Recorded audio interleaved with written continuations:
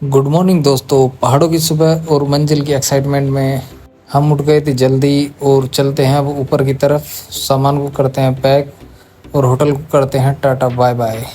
इस समय टाइम हो रहा था 6 के आसपास का और ये ट्रैफिक देख लो आप। तो ट्रैफिक तो लगता ही रहेगा, उसकी वजह से अपना मूड स्पॉइल नहीं करते हैं और चलते हैं आगे। 1.5 से 2 घंटे की राइड के बाद मौसम बिल्कुल चेंज हो गया था। भाई ये रास्ते की व्यू चेक करो, आंखें हैं कि थमने का नाम नहीं लेती। ऐसा मन करता है कि देखे जाए। और अब भूख ने जोर मारा तो हमने गाड़ी नदी के किनारे रोक दी थी और कुछ प्लान करा। पहाड़ों की ठंडी ठंडी हवा और गरम गरम मैगी के साथ ब्रेकफास्ट या कुछ ऐसा हो जाए। तो सामने ही हमारे मनाली मार्ट था, तो हम आ गए सामान लेने के लिए और हमने यहाँ से मैगी ले ली थी। इस पूरे व्लॉग में गौरव हमारा कुक होने वाला था, तो मैंने बोला कि गौरव भाई मैगी थोड़ी बढ़िया सी बनाना एकदम। भाई ने कर दी थी तैयारी और सभी एक दूसरे काम में हाथ बटा रहे थे, तो सोचा मैं भी थोड़ी हेल्प कर दूं। मैंने बस मैगी चलाई।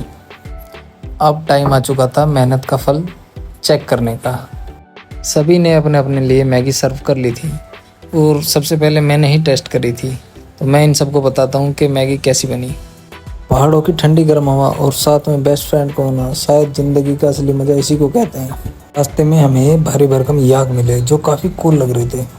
अब हम आ चुके थे मनाली का दिल कहा जाने वाले मंदिर के पास, जो कि इतने बड़े बड़े देवदार वृक्षों के बीच में लोकेटेड होता है, जिसको बोलते हैं माता हडिम्बा देवी टेम्पल।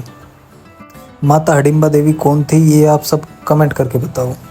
ये मंदिर देखने में इतना ऐतिहासिक लग रहा था जैसे कि कितनी सदियां बीत चुकी हैं। इतना क्राउड होने के बावजूद भी यहाँ जो सुकून मिला वो शायद मैं शब्दों में बयान नहीं कर सकता।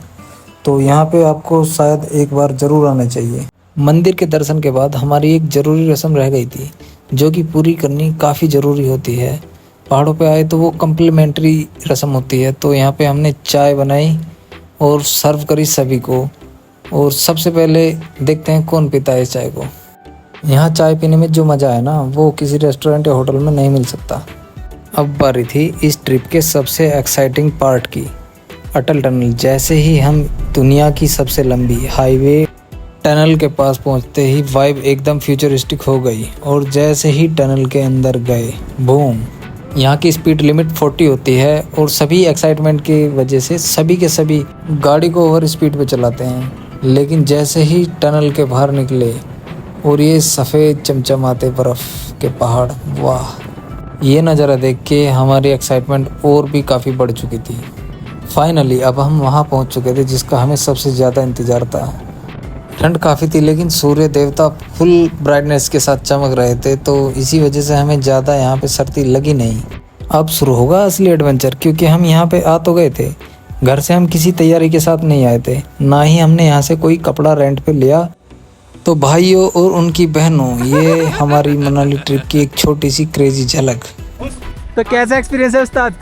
ठंड लग रही छोटू क्या हाल चाल है? ये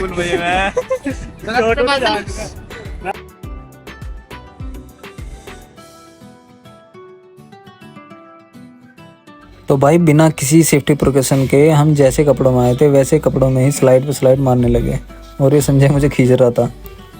हाथ पैर सुन्न हो गए और पैर भी रपटने लगे।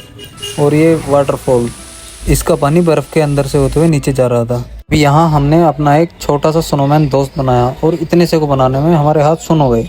और इसके बाद शुरू हुआ असली एडवेंचर, क्योंकि बिना किसी फैंसी स्लेज के देसी स्टाइल में कट्टे पे बैठकर जो स्लाइड पे स्लाइड मारी है ना, पैंट गीली हो गई। पर हंसी नहीं रुकी, पीछे दोस्तों ने धक्का जो दिया सीधा झरने के पास जाके रुके।